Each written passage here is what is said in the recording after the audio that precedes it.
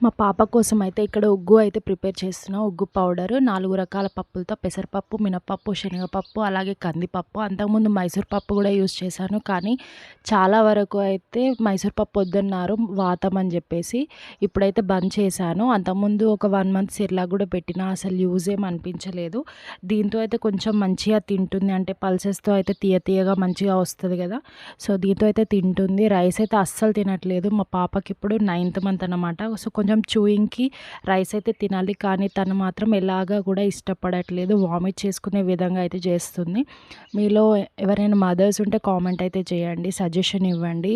Rice ఎలా పెడుతున్నారనేది. So, నాకప్పుడు తెలుస్తది కదా! ఇలా పెడితే నేనైతే చాలా రకాలుగానే కొంచెం చేశాను. అంటే టొమాటో కలిపి పెట్టాను. అలాగే మంచి మంచి రెసిపీస్ ఇన్‌స్టాగ్రామ్‌లో చూసి కూడా చేశాను. కానీ తనైతే ఏం తినట్లేదు. సో, ఇదన్నమాట. ఇలా ఆరబెట్టుకొని తర్వాత పౌడర్ చేసుకో